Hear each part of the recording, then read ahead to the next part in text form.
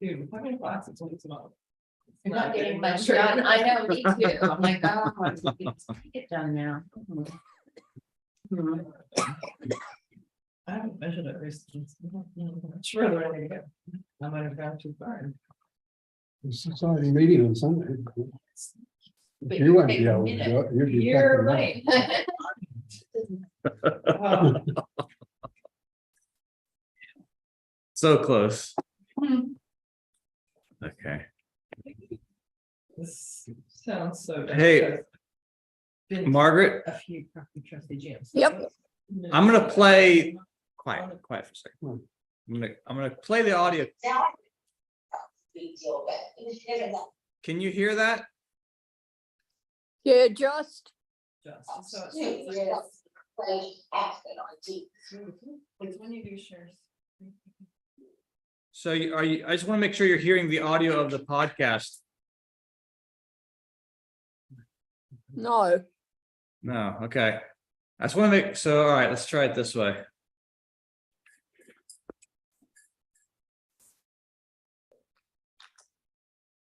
Without even thinking. Just acts of kindness to people who. Is that better? Yep, much better. All right, good.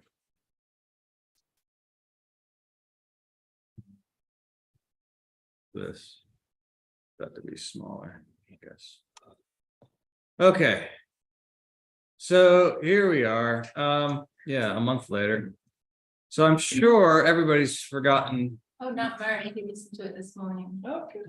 Ah, nice. Murray had a chance for, well, so do you want to give us a recap? Gotcha.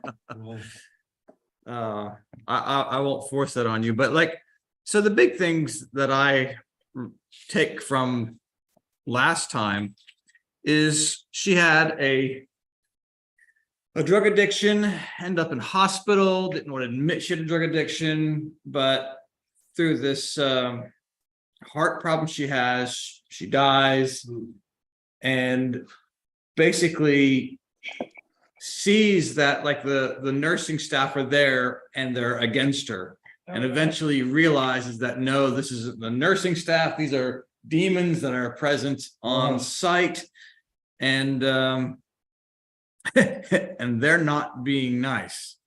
So she's had this kind of a double experience of kind of falling into hell, and then praying to God and saying, I'm sorry, save me. And That's when she actually dies temporarily.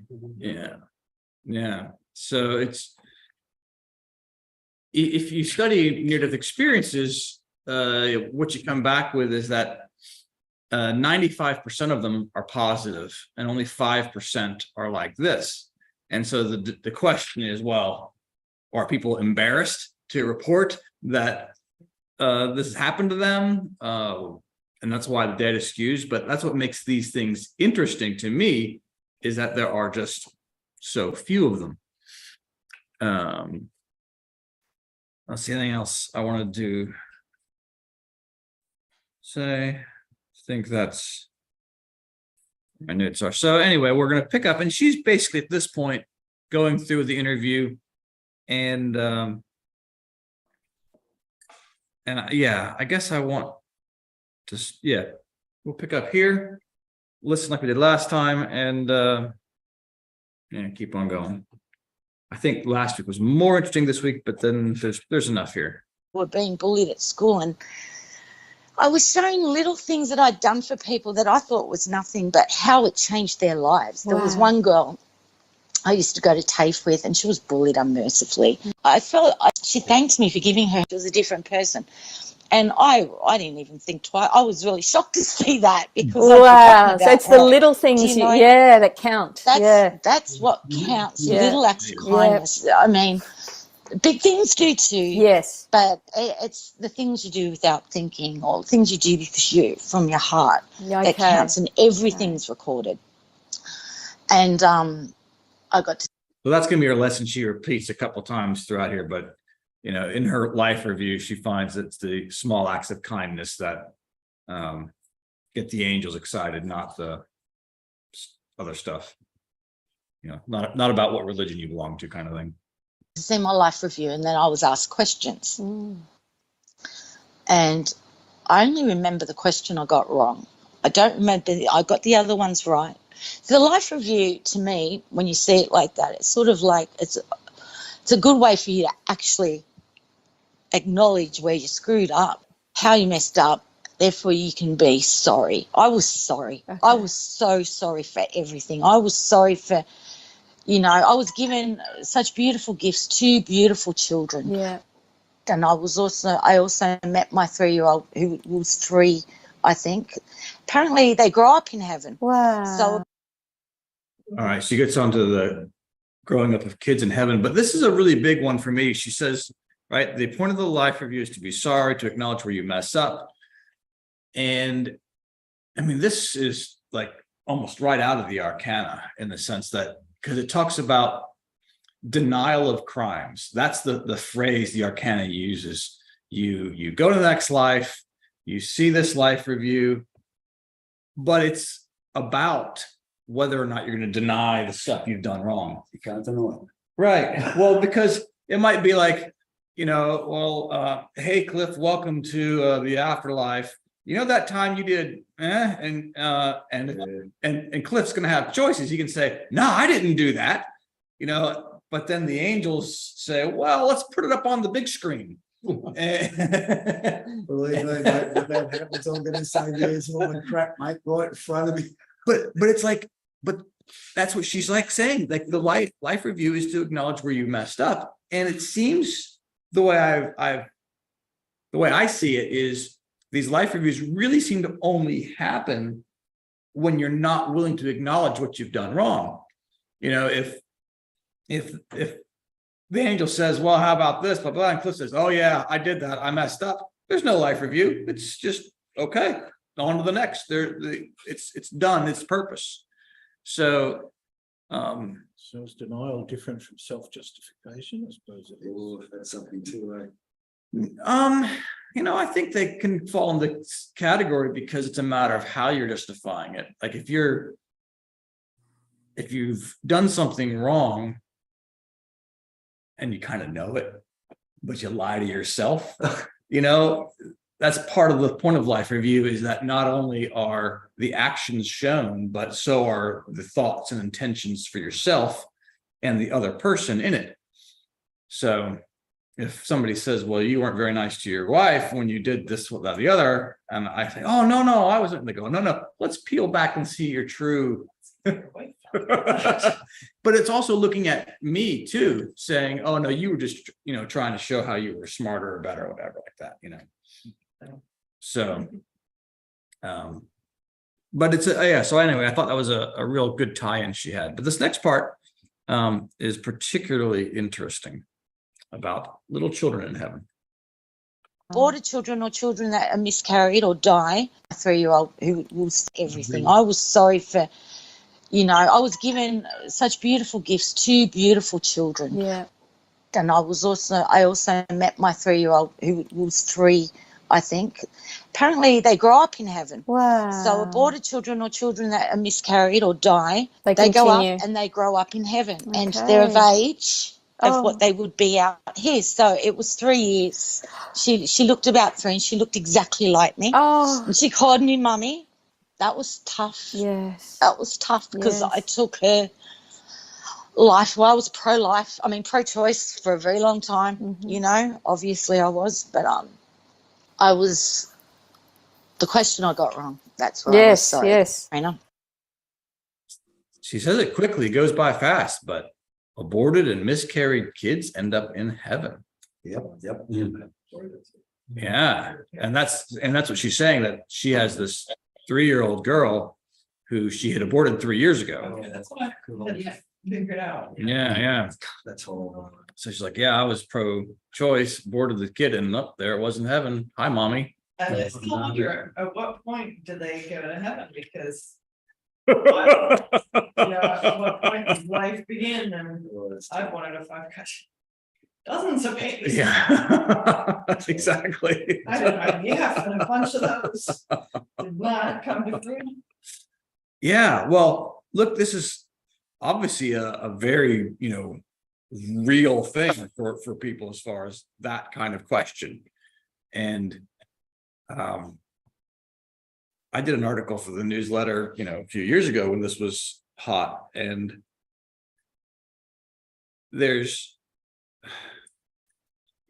I feel like the writings are fairly clear that once that first breath takes place is when life begins. And yet there's some other things in there that kind of go, well.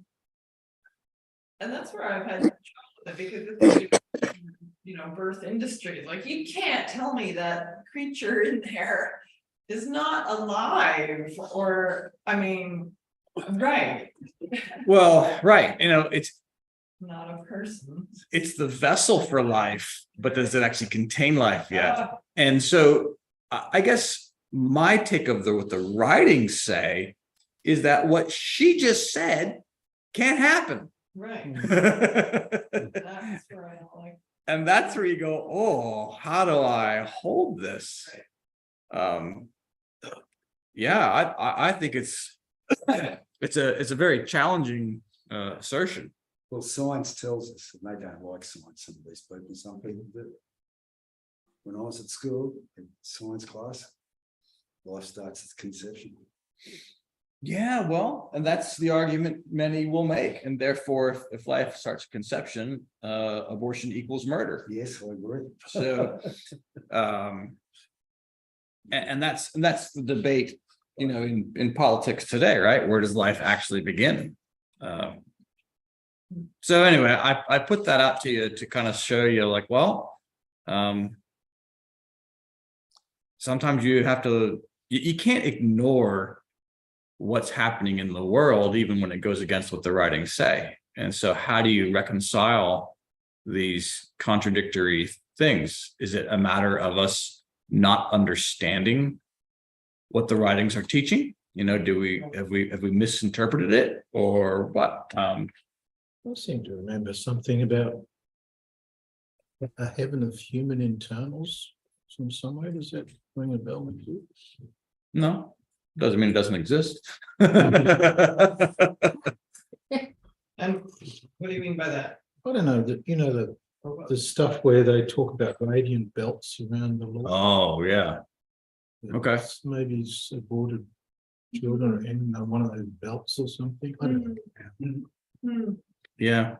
I don't know. But I don't know whether it was Doug Taylor or someone said something. somebody said something. Okay. Actually, but that's an interesting phrase, heaven of human internals. It's worth news searching to see what comes up with that. It's a unique enough of a phrase. It's weird to think that, well, according to the way we interpret the writings about the first breath being the beginning of life, but I was like, oh, well, then that doesn't support a pro-life approach. It Doesn't support pro-life. It's not alive yet. It's not a. Oh, yeah, for sure. Right.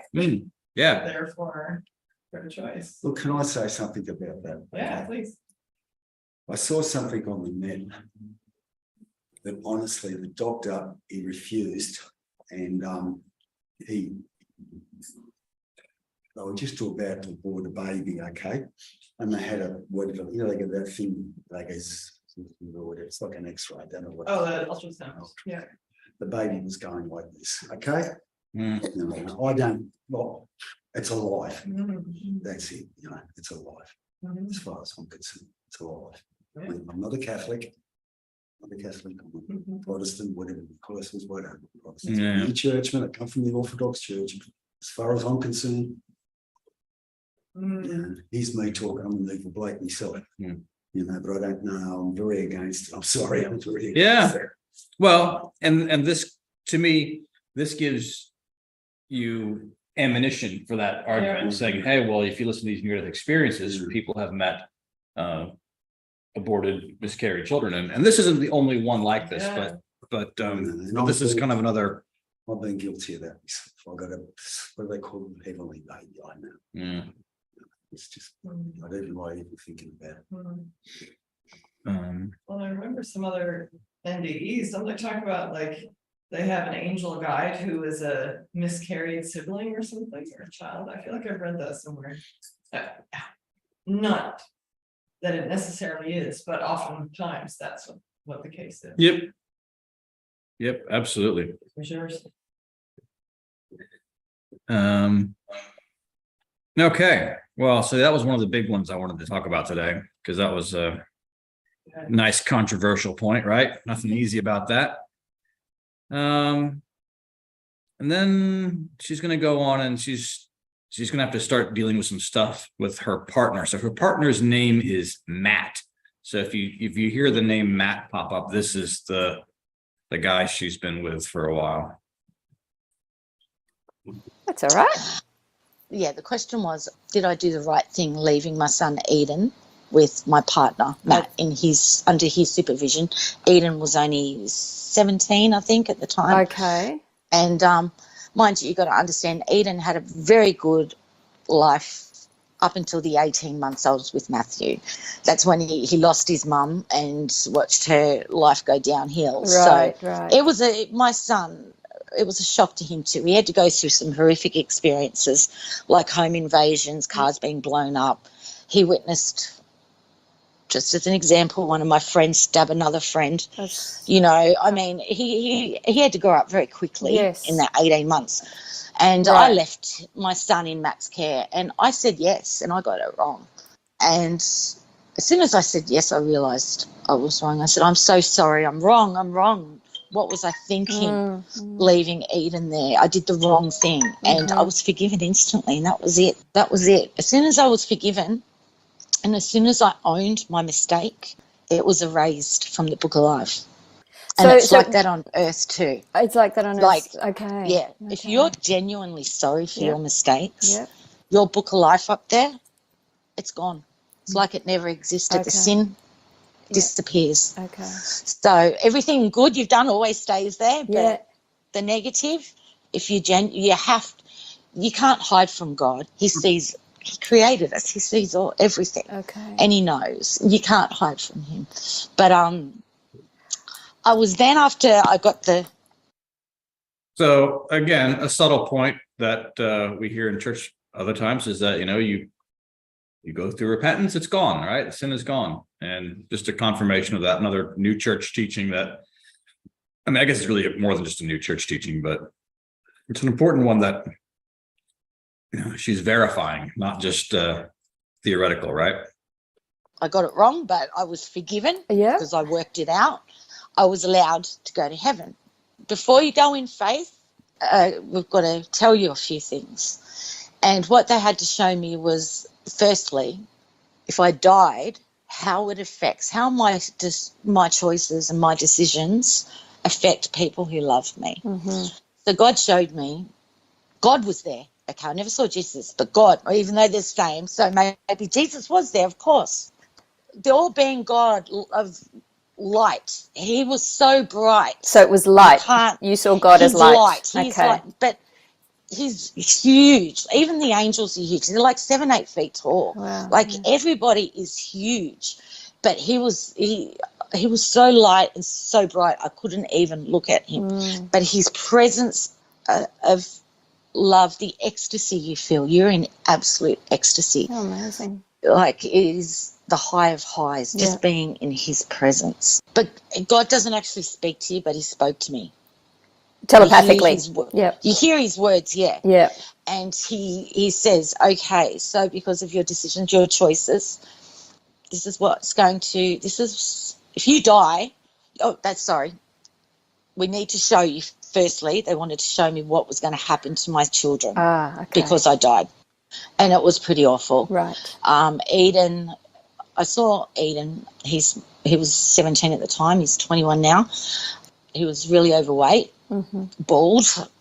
My son's very good looking. So to see him looking like that was hard. He looked about 30. Yeah. And he was hanging from a tree. He'd hung himself because he had lost me. Oh, wow. My son, Paris, I saw in a toilet block with a needle in his arm, OD'd on heroin. Oh, that's horrific. And I was shown their deaths. Okay. I wasn't shown them going to hell, but their life on earth was suffering, obviously, because of my bad choices. And then Matthew, my partner, who also was a good man, came from a good family, broken. We were broken, both of us, in very different ways. Yeah. Mine to horrific childhood events. Yeah.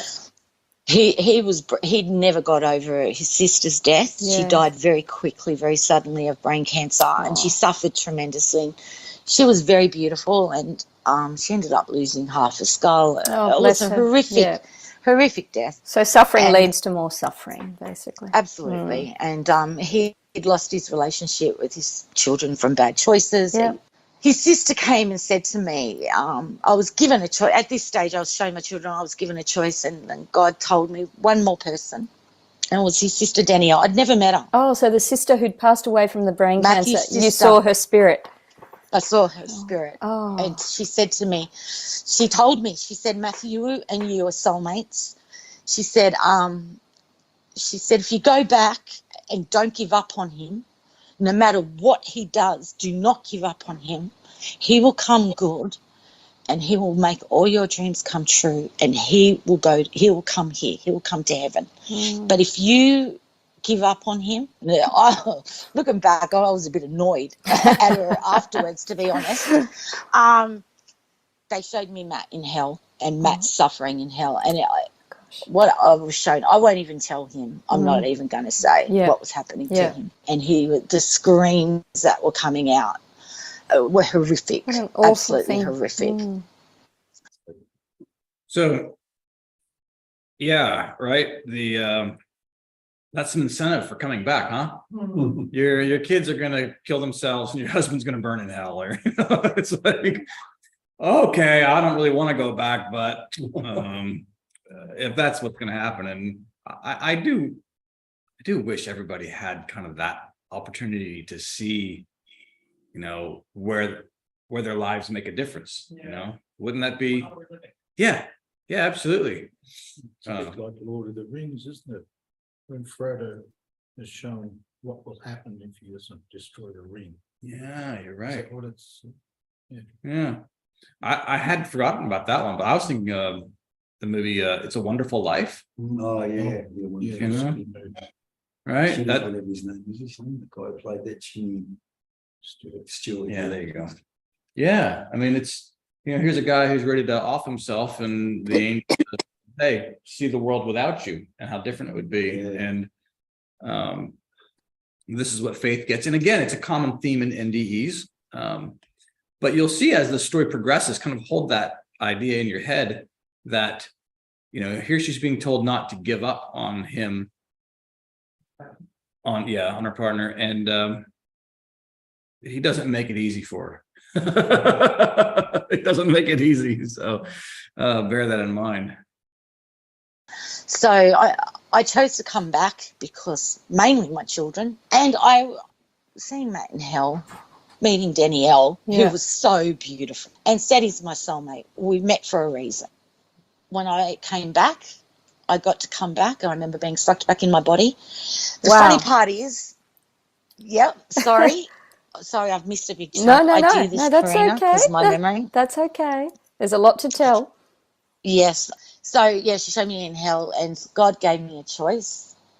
But before he did, he showed me some things. He showed me that my mansion was being built. Everybody has a crown of jewels, okay? Now, the crown of jewels, how to explain it? Each jewel you get is a good deed or something special, or something positive or unique you do down here on earth, and it goes in your crown. And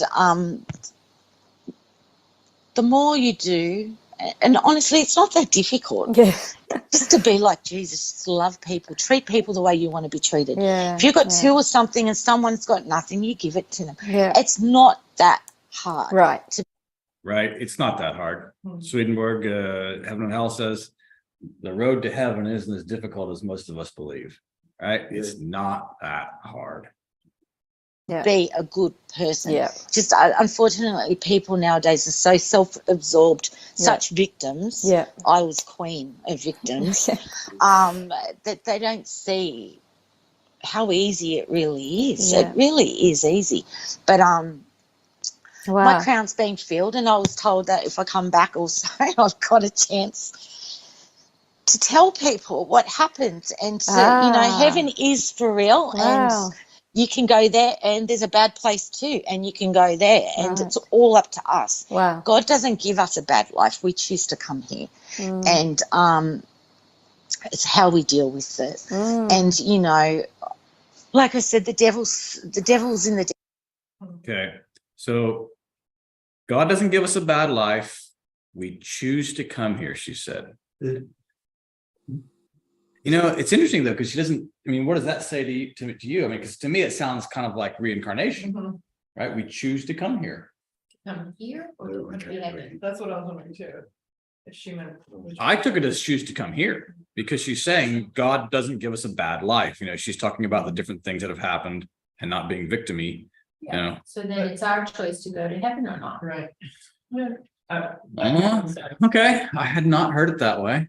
But did you say that once before, like if we go to hell, we shouldn't blame anybody? It was out. Oh, yes, for Well, that. she did just say that too, about choosing where we go as well. Just right. Okay. But All right. that amazes me with some people, would you choose to go to a bad place that you knew was bad? Oh my goodness. Would you go to I'd rather go to a good place. Yeah, but they're Sounds like it's gonna be fun. and they're Somebody talks them into it. Yeah. Too easy. and they're caught up in being right, aren't they? Oh, this is what I want. And you're telling them, come over here, come over. No, I've got this. I know what I'm doing. And you have to have a humility to admit that what you're doing isn't working out. Right. And I think in the writings say humility is the key component of heaven. Just that I don't I think anybody who would actually be faced with choosing hell would not believe in what it's actually like. Yeah. They wouldn't choose that No. because in my opinion, I feel like they should be like, But that's how they're living. living. So they wouldn't Right. not choose it. Yeah. Well, a friend of mine years ago, his missus got really angry with him because she was Catholic. He said, Cliff, I want to go to hell when I die. I said, what do you go to hell for? He goes, that's where all the women and the drugs are. And I said, mate, the women will be uglier. And I said, the drugs will get weaker. I said, you'll regret saying that, mate. You regret saying that to me, mate. I tell you, trying to, I want to go to hell. All right. It's true. Hopefully he'll get a taste of it, and he'll get a taste of it, and hopefully he won't like it. Changes. details on earth. He's everywhere. And he's always tempting us, and he's always in our ear, and he's always in arm's reach, and we've just got to keep him, be aware of it. So Like I choices said- that turn away from love. Yes, I Yeah. turn away from God that is wrong. That's the devil in your ear. And Right. I'm not saying it's for real. And I got to see that in my coma, that they're everywhere. And they're here to destroy us, to destroy the essence of God, which is love. And if you are full of love, they can't stand you. Wow. They can't stand positivity. It is like the biggest repellent. If you are negative, your aura starts to crack. I've been able to see auras, ironically, since my experience. Okay. And I can see negative people a mile away now by their auras. They're Wow. cracked, and through the cracks, the demons get in, and they do get in. I was a really, bad person. I knew better too, Karina. I had a good mother. I had a good, horrible childhood in a lot of senses, but I still had that one strong, amazing mother that did everything for me. I went to good schools, you know. Yeah, she did her best, and your did. choices turned away from that. Exactly. You went another way. My choices and my victim mentality, feeling sorry for myself and poor me. Yeah. Like at the end of the day, you've got to take it as a lesson, and you've got to try and find the positive out of every negative, because there always is one. Okay. Yep, that's a pretty basic lesson, right? just wanted to get back to the comment she said about, devils everywhere, right? And they can't withstand positivity. So really big one there. And if you think about it, it makes sense, right? If you're down and out and feeling sorry for yourself, does that thought come from heaven or does that come from hell? Well, are those feelings in heaven or are they in hell? So, well, if they're not from heaven, that means they're from hell, which means what are you feeding when you wallow in self-pity and stuff like that, right? It's nothing good.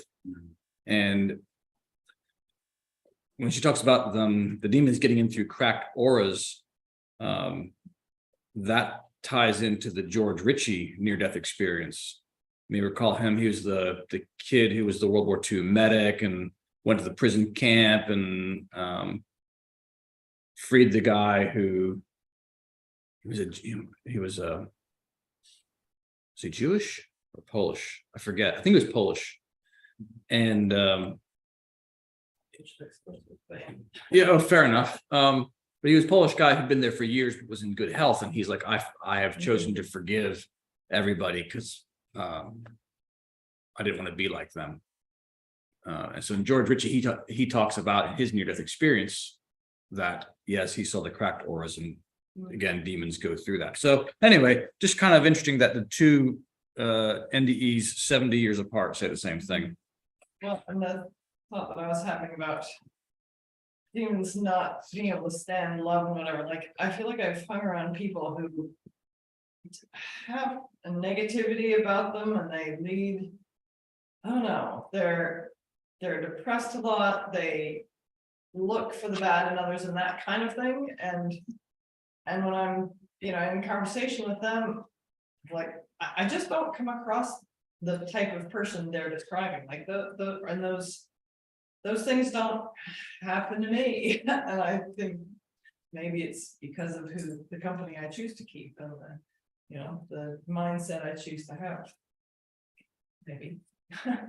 Yeah. It's not, when you get yourself out of that, you're exposed to it less. Yeah, well, and as Faith says, like, there's positivity in everything, and you can choose to see that, or you can choose to focus on the negative. And it's tough, I think, because sometimes, bad things do happen to us, right? It's, stuff does go wrong. And well, what are you going to use your mental capacity on? Are you going to, use it to wallow in victimhood or not? And what Faith is saying is, well, you can wallow in victimness if you want, but it's not gonna bring anything good into your life. Yeah. It's like karma is real is basically what I'm hearing. And I believe you get what you can handle. Yeah. And there's a lot of things I don't think I could have handled. So I survived what I survived, and I wouldn't be Faith if I didn't. I wouldn't be who I am now. Yes. God's merciful. He gave me a second chance while I'm falling in hell. He gave me a second chance. That's how merciful he is. He doesn't want us to go there. He doesn't send us there. We send ourselves there. Wow. And that was another thing, ourselves. From our choices. He wants us to make the right choices. So he gave me a little glimpse of heaven, what to look forward to. Beautiful, beautiful. I got to see all of God's animals up there. And I mean, you can run and hug them and play with them. And they tend to look after the children, or the little. There's so many children in heaven, like so many children. And so much talent going on. Like that's what blew me away. And dancing and singing. Before, that's right, forgot about the feast. The feast. Before I came back, I got to have a little celebration. So there's feast, there was food you get to eat. No, which shocked me because I didn't think you don't need it. Yes. It's not actual food, but God creates what you love. So if it's fried chicken, you can have it. I see. And even though you don't digest, you don't need to go to the toilet or anything like that, you get to enjoy food. The experience. And I got to experience it. Yeah, I got to drink wine, dancing, music, celebrating. Wow. I was also shown there's different levels of heaven. And when you get there, there was a grand, how do I describe it? It was a library of libraries, books of books, this grand library. And there was also, it seemed a lot of people were busy Okay. working. You don't go there just to sit around and party. You are there to learn, to work. Like up there, I knew everything, but Okay. it's hard because a lot of my memory, God's allowed me to remember what he wants me to remember, Yes. obviously. Yes. So it's very hard for me to verbalize. Yes. But people are busy. There's definitely a war going on between good and evil, and angels are down here all around us battling these demons for our souls to try and save us. We're surrounded by them, and they can't intervene unless we ask. Right. So that's an important message from your story, Faith. Yes, that they we can't have free will. intervene. Yep. Oh, Complete. there we are. Sorry about that. It's okay. So yeah. Yeah. I mean, I like the whole idea of the libraries in heaven. I've said to Howard many times when we have our conversations, like, I don't know how the politics, of the day are, but I'll tell you what, I'm going to look it up when I get there, who killed JFK, right? Do you think there'll be digital libraries now? Maybe by the time I get there. If that's what you want. We'll order So you'll them. get it, right? Right. I want to. Okay. So and levels of heaven, right? That's another, new church thing is it's not just one heaven, there's levels. Well, I was talking about that too with regards to the children, saying there's so many children. Well, children would be in the celestial heaven, wouldn't they? So I'm wondering what she's up to. Yeah. If Well- she was up there or they could, yeah. And it'd be an appearance as well. Yeah, right. Yeah, well, that's what I think about with the animals.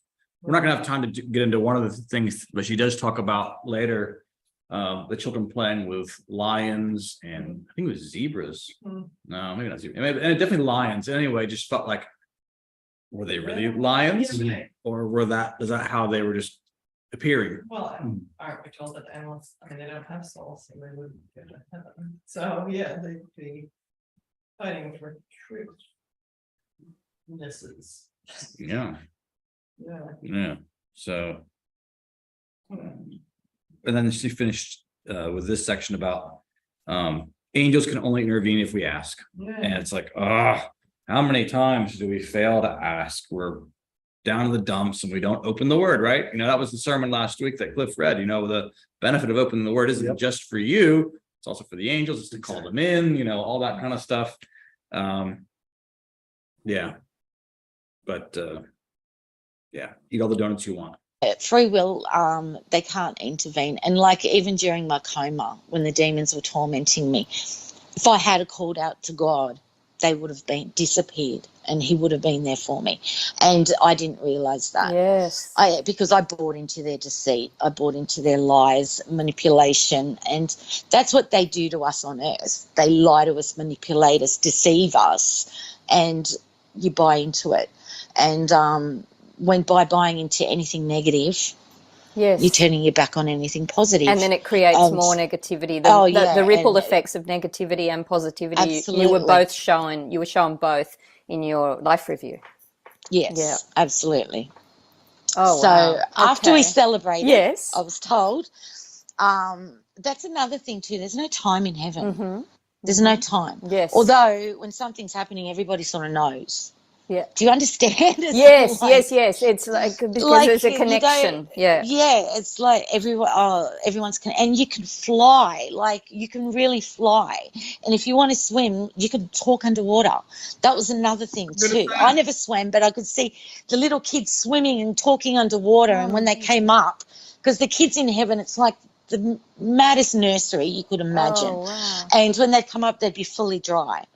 There's So you creativity. saw all of this. You I saw all of this, Yeah. and like the way you can perceive information and all of it in heaven, everything's very quick, very telepathic. It's like instant I got knowledge. to see it all instantly. Yeah. I got to know it all instantly. It's really difficult to describe. Yes, I've heard that, Faith. But you're not alone in saying that as an NDE. it's so difficult Yeah. to describe, Yeah. and because there's so much to take in. It's Yes. to process it all. It takes time. I'm still processing it. Of Like course. even now I'm learning How many things years from has it. it been? It's been 4.5 years now. Okay, and still you're learning something. I'm still yeah, learning from it. Yeah, Wow. absolutely. But then I got to go back. Okay, so did you have a And- choice to come back? It was your Yeah, choice? yeah, it was my choice. Okay. I could have stayed. Okay, But, but you were shown the there was probable no way. futures I of your was- sons and your No partner. way. I was, no, it wasn't even seeing Matt in hell. I wouldn't let my worst enemy go there. Yeah, yeah. Okay, so I was like, I didn't have any anger or hatred towards Matt. In heaven, you don't have negative feelings. So I was okay. Right. Yes, I will. Sure. Absolutely. Yes. I won't give up on him. And I meant it. I meant Yes. it absolutely in Yes. heaven. And I was coming back for my children because I knew there was a heaven. I didn't fear coming back anymore because Okay. I know there's no death now. That when you die, you go home. You don't really die. It's like you actually go. You're being born to go home. Wow. Wow. It's wonderful. I don't fear death. Death now. I have no fear of it whatsoever. That went away. But when I did come back, into my body. I was in a coma still. It was a week and a half. Okay. After that, I was Okay. very sick. I did Yeah. develop pneumonia. I got an infection in my line. So you did get an I had infection lung in your support. line. Yep, I did get an infection in my line. I know. Like that. That one stays with me. That's so interesting. Yeah. It really was. And I was very aggressive. I mean, Yeah. She's saying that the demon nurses were trying to put an infection in, and she's saying that they succeeded. Yeah. What should I do? Sorry, what did I do? That these demons put an infection into her IV when she's in a hospital in a coma, and they're trying to kill her. Oh, And it is interesting because, like, the writings talk about how all disease comes from evil, right? And we don't normally picture it like that, though. Here, let me add a little something to your To increase the security in the hospital. That's right. Metal detectors ain't gonna catch that one. No, but yeah. So we're gonna come back to that in a few minutes. Packed nurses. Yeah. And even waking up from a coma, nurses were really angry with me. Like I could feel, I must have been that much of a nightmare to deal with. I could feel their anger. One was really nasty to me actually when I woke up from my coma. I had a very dry mouth. I still had the through my nose it was actually. The I had a tube. dry mouth. Yeah.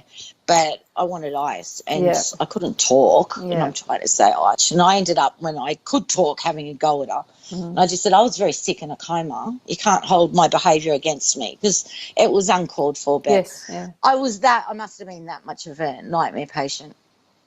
But it was, I was battling for my soul. Karina, it was a battle during my coma. It was a battle for my It soul. sounds like it as you've described it. It was exhausting. It's incredible to hear you describe it, Faith, and we're coming up to the hour mark. So what I'm thinking, this is probably a good. So they wrap up the interview there and basically say, okay, well, Faith comes back to normal life, but noticing that things don't change immediately for her. Things are still a little crazy. And so I'm just looking at the time here as to what we have time left. The next, there's a whole nother hour and 10 minutes of another podcast, but the first 27 minutes, they're basically recapping everything we just did. But there was a couple things I think that I wanted to mention off of that. She does mention about this place that she sees in heaven where unborn souls are. So people who are wanting to enter the world. And it's like, she says there are angel mothers that are looking after this kind of nursery of souls trying to come in, as opposed to newly arrived back. Wow. So, yeah, that's a different one. Maybe that's in Ralph's Heaven of Human Internals or something. I don't know. But yeah. we've kind of touched this a little bit where, so Karina says to her, says, so was your NDE just a continuation of your life? She's like, you were living hell on earth, drug addiction and, family life a mess and all this kind of stuff. And was your NDE just a continuation and reflection of that? And it was so funny because Faith's like, I never thought of that. Did not make that connection at all. And it's like, well, I don't know. It looks pretty obvious to me that that's exactly what it was. That's exactly what it was. Doesn't sound like it to me, so. No? Maybe I didn't hear enough of her account or something. It just sounded more removed. Yeah, I don't know. And then a little side note, she talks about as she was approaching hell, she felt like the goodness being stripped out of her. And again, that's a lay way to say vastation, right? That's what the writings talk about. As you approach hell, you're vastated. It's taken from you. So a nice. Nothing good can exist in hell. So. Yeah, I can't have a divided mind. Yep. So she's affirming that. She said it in the stuff we already heard, but again, that how devils want to destroy us. They want to destroy God's creation. They make us feel like victims. We covered that. How we trying to prevent us from seeing the good things in life. Demons prey on people who are broken. They make us all about ourselves. She does tell a little story, like back to the whole thing about what's important is, the little things. And she says, well, one of the things that got me, she doesn't say it this way, but lots of points in heaven is she used to host a Christmas party for people who didn't have family. So when she invited the widow, the homeless, the whatever over, she's like, the angels thought that was where it was really the best. It's the little things that matter. But I want to get back. Not doing them for the reason of. Yeah, right. Getting points. Right. Okay, what can I change in my life so that I get more points? Yeah.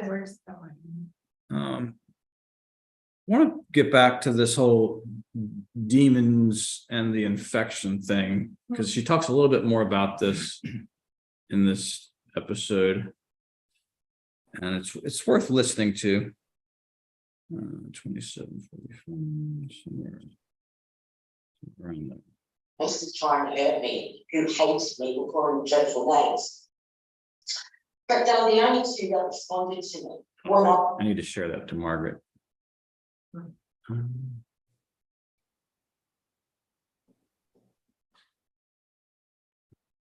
we go. I would try to talk to my mum or other nurses. They didn't hear me. There was nothing, but these were the only two that actually responded to me, and they seemed really gleeful that I could hear them. And then that's when they started to torment me. Well, they were trying to get me to die. They were frustrated because they nearly had me before. My heart had stopped beating during surgery, and I was a fighter. They kept saying, this bitch is a fighter. They were calling me worse names than that. But she won't let go. We need to assist in her transition. And I heard them say, a good way would be to inject an infection in her line. And they went to do it. They flicked the syringe coming over to inject it. I was physically trying to stop them, attack them. I ended up pulling my cords in my stomach like a hose to try and, when they did inject the infection, try and stop it from getting in my system. Apparently, I was reacting during my coma to this. I was attacking nurses. Right. I was ripping out tubing. They had to strap me to the bed because I was considered a violent patient. Even though I was in a coma, but I was reacting to what I was experiencing. But I ended up getting an infection in my lung, which caused me to get pneumonia, caused my lungs to collapse, and I died again. And the next time I died, that was when it was the bad, like when I went, So just kind of my point in playing it is, how many times do we hear of hospital patients that are difficult and pulling things out and whatnot? And I just think, huh. Well, yeah, how do you know? What do you do? I mean, you don't want them physically abusing the medical staff, so I can understand them tying them down and.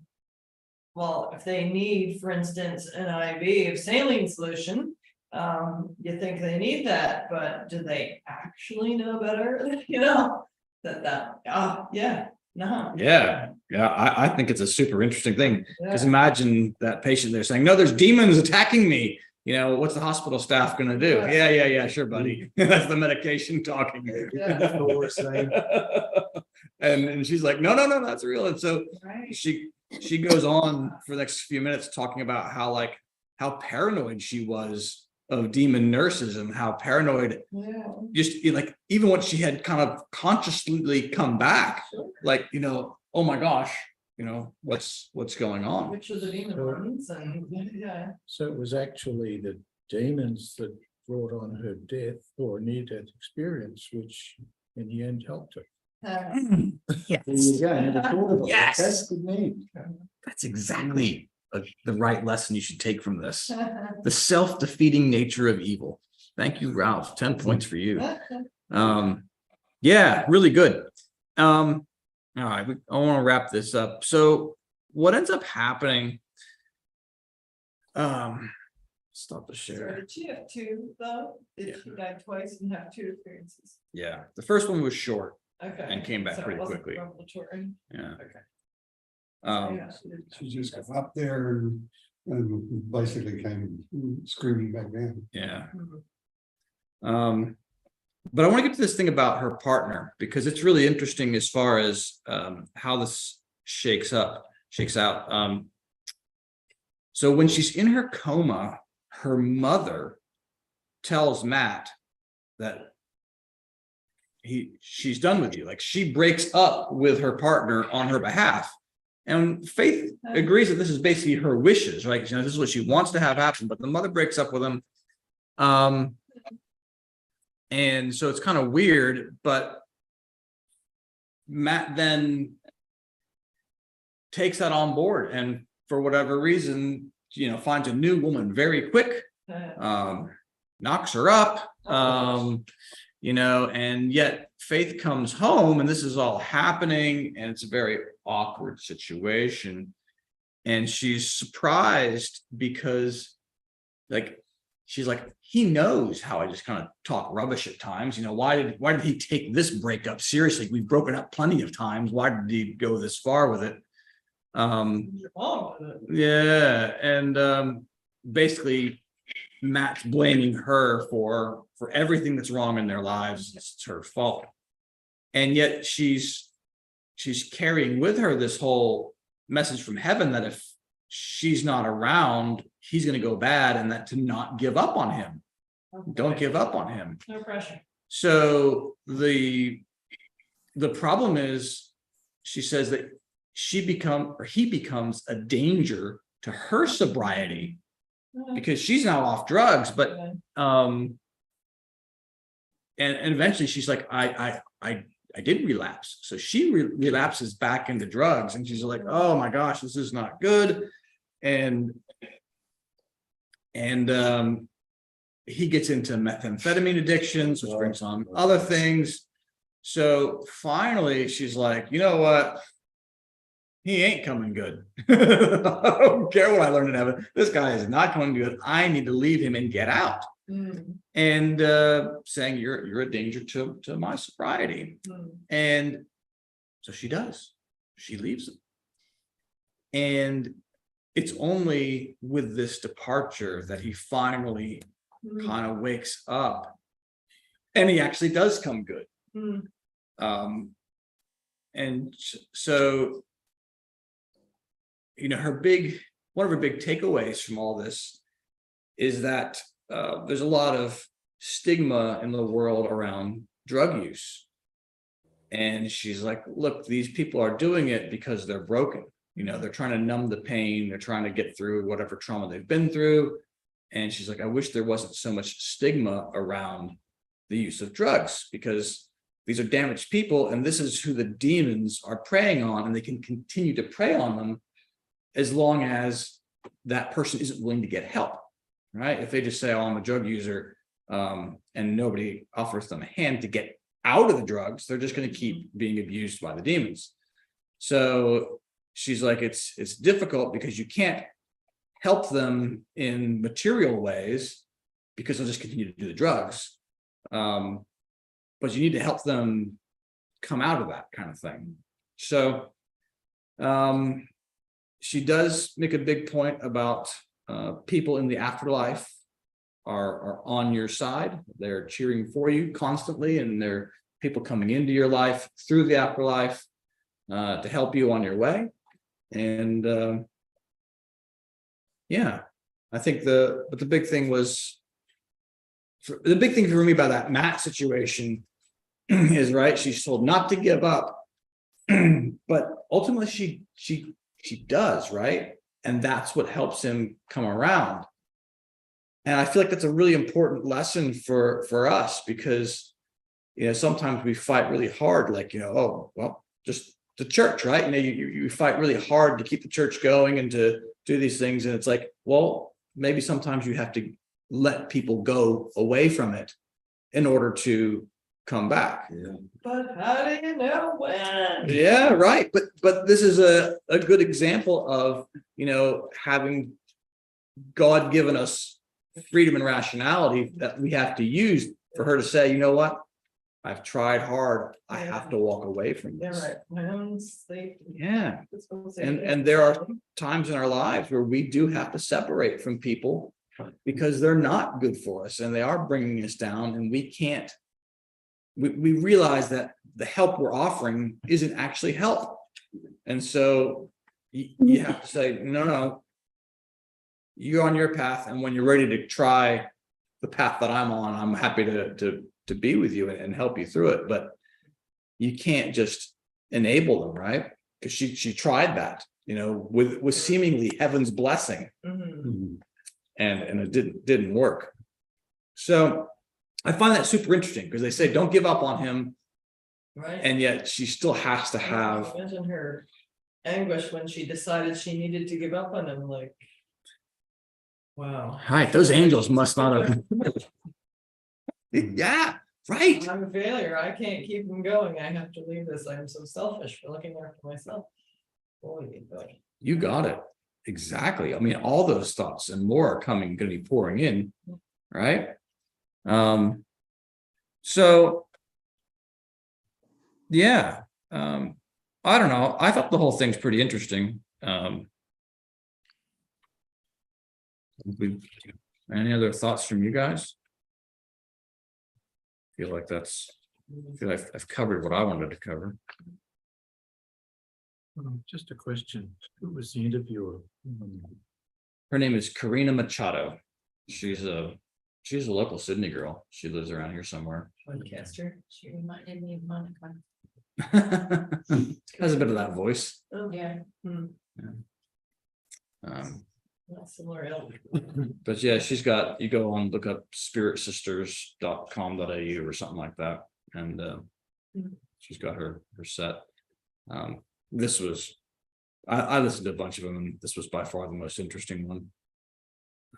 So many NDEs, you know, it's like, oh yeah, I got sick, I died, and I saw this amazing light, and I saw God, and then I came back. Okay. What did it do for your life? Yeah, right. You know, what new stuff did you come back with? Well, that's where you gotta wonder, was it that short for them? Because I almost feel like if it had been more impactful, they would have more to say about it. So apparently it was that short. I don't know. Might be like the first time she died, Yeah, right. she just goes up, sees something Yeah. nice, and then comes immediately back in. Yeah. All right, Margaret. I'm gonna shut down the live stream unless you have any other comments. Okay, All right, well, I'll ring you later and we'll play computers. okay. Messenger or email. All I right. still don't have phone. Okay. All right. Sounds good. Talk to you soon. Okay, thanks, Todd. Bye, everyone.